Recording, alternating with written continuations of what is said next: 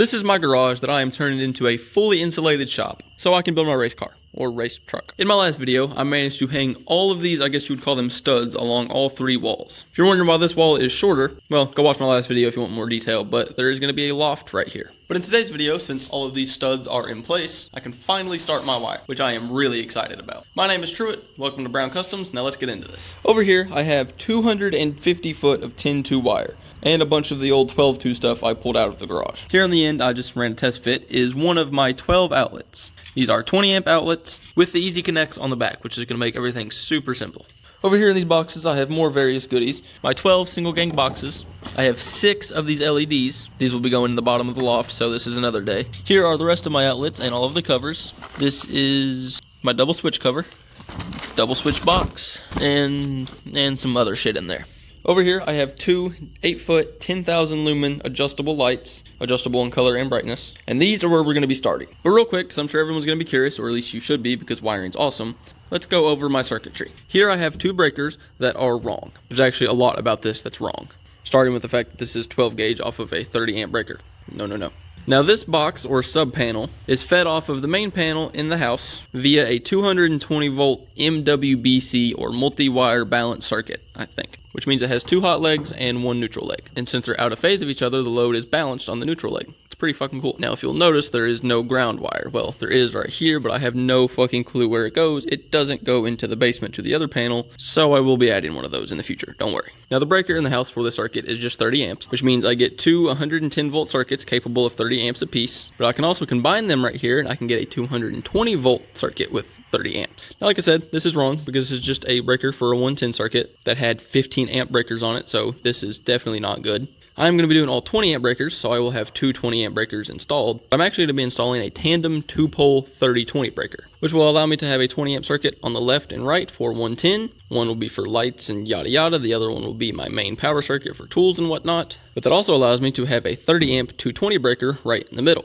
Since it's a 2-pole, it'll act as one breaker and they will both trip simultaneously. Now I know theoretically having a 30-20 and a 30-20 over here allows 50 amps from each. I never really should be pulling a bunch of power from the 30 amp 220 or the 20 amp 110s on the sides at the same time. But if I do, the one in the house will trip, assuming these don't trip first. Well, not these, but that. I've done all my research, 99.9% sure that's right. If you think it's not, you can tell me, but it's probably too late by the time you're seeing this. Also have some grounding bus bars coming because, like I said, I will be adding a brand new ground wire all the way to the house and probably hooking up a grounding rod just in case because there's already one right over here somewhere that's not hooked up. Okay, so now that that's out of the way, how am I going to be running my 2 110 20 amp circuits? Well, if you didn't know this already, you can take pretty much any outlet and there is a little tab right here. Sometimes it breaks off, sometimes you got to cut it. These I have to cut it. But when you do so, it disconnects the top socket from the bottom socket. And since I'm going to be running 9 outlets on this level, 3 on each wall, I'm just going to disconnect every single one and make them separate. One 20 amp circuit will feed the top and one 20 amp circuit will feed the bottom. Why am I doing it this way? Well, because I've spent days and weeks thinking about what I want to be plugged in where on what circuit. I'm going to have all kinds of tools, lathes, welders, drill presses, angle grinders, which I'm only one person, so only one tool will be used at a time. But I'll also have lights going, air compressor in the background, maybe a refrigerator, music, which the way I do music pulls a lot of power. So I want everything to be as balanced as I can. And if I do it the way I just explained, I can change it over time. If I want something to be plugged into this circuit, I plug it into that circuit. If I want it to be plugged into the other circuit, I plug it into that circuit. Now, if there happens to be an outlet that I am plugging 2 things into that I would like to be on the same circuit, and that's how I want it to be forever, all I will simply have to do is have my input go into one lug, I will jumper across the 2 middle ones, and then my output will come out of that lug. Do that for both hot and neutral, obviously, and then boom, they're reconnected. This might seem a little excessive, but I think it's going to be the best move to make sure everything is as evenly distributed as it can be. And it saves me the headache of trying to figure it all out before I get it ran. I have 250 foot of this, so I have plenty enough to run 2-3 fucking circuits if I wanted to. And if you're wondering why I have 10-2, I paid $90 for this 250 foot spool. I knew I was going to need some for my 220 circuit. It was honestly cheaper just to buy it this way. I'll run it from my 110. It obviously fits into the back of the outlets just fine. And then I'll sleep soundly at night knowing that everything is safe and redundant. Okay, I could sit here and talk about wiring all fucking day long. It's literally my favorite subject. But talking doesn't get anything done, so let's get some shit done. Like I said before, these are 8-foot lights. Obviously I have 2 of them. But since there's going to be a loft going to about that truss, I'm just going to hang one right here. and one right here between these two trusses above the door, obviously, which should give me plenty of light in here. I will be keeping these 3. One will go above the lathe, the other 2 I'm not real sure about. And I also have this big LED panel fucking thing that's pretty bright. I don't know where I'm gonna put it yet, but I have it, so should have plenty of light for this little space. Okay, I'm about out of breath. Cue the montage.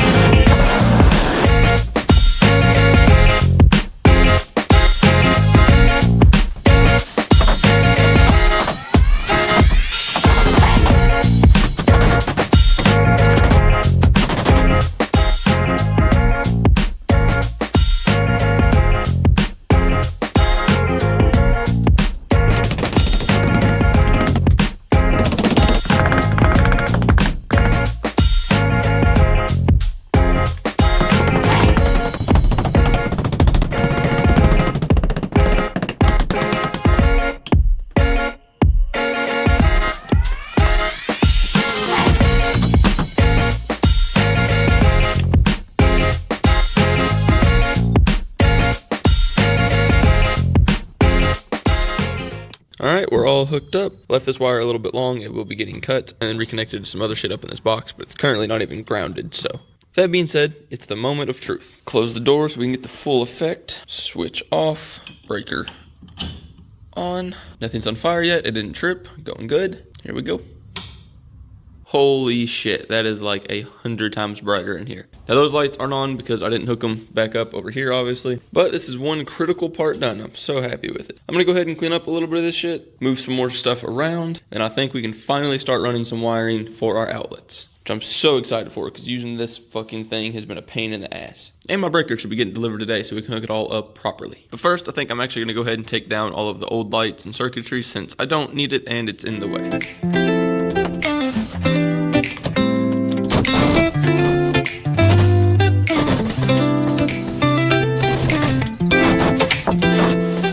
Look what just showed up. Got some of those too. Well, I guess I should probably go ahead and install these before I do anything else. Let's not forget this.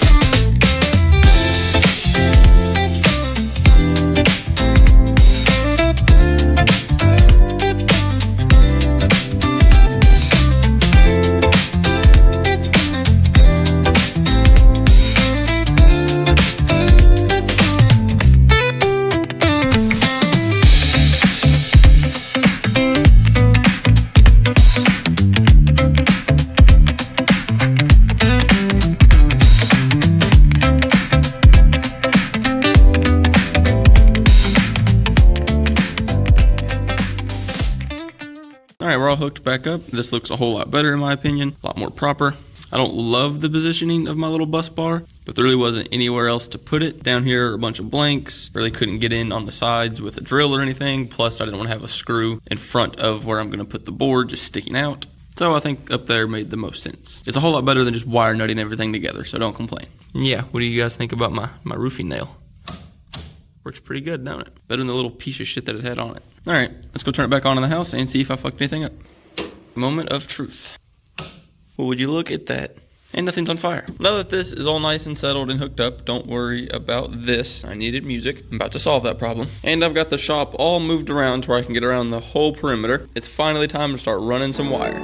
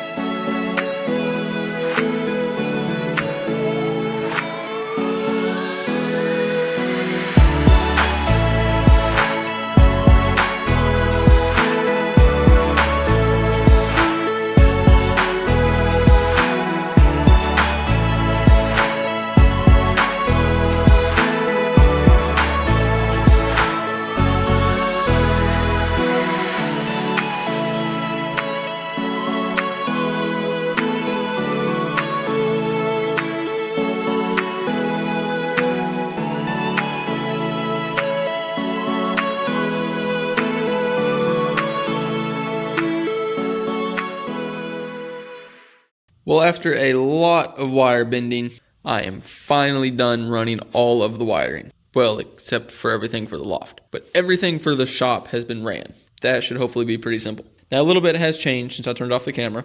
I went ahead and replaced the piece of wire that runs from this box up to the garage door opener box with one of the old pieces of 12-2. I meant to do this anyways, and I kind of just completely forgot about it. Obviously went ahead and put a box in there too. Now, the reason I did this, if we come over here and look a little bit, you'll see I also went ahead and ran a third piece of wire off camera. This will be for the 220 circuit. And I kind of fucked up a little bit because the piece actually ends right over here, right here. And this piece goes from here to where I just was, and that is the piece that was right there. So in short, the 12-2 I already have is completely fine for my outlets, but the 10-2 that I just bought is what I need for my 220. And I kind of just forgot about that and used all of it on the 110 circuits and then had to go back and change it. But it is what it is. I'll wire nut it over here and nobody will ever know, which means I will likely have a 220 outlet here and then probably one on the opposite side somewhere. I'm honestly not real sure. It might end up right here and then I won't have to do any sketchy shit. I'm literally just going to leave it kind of laying in there right now until I get everything moved in and settled in, and then I'll kind of come back and add outlets in because I have no clue where the lathe and my main welding spot is going to be yet. But other than all of that bullshit, I'm finally done. And it looks really fucking killer in my opinion. But as good as all of it looks, it's completely pointless without any outlets. So it's time to wire in some outlets. We'll see how good I am at this. It might take one or two to get the hang of it, but it should be fun.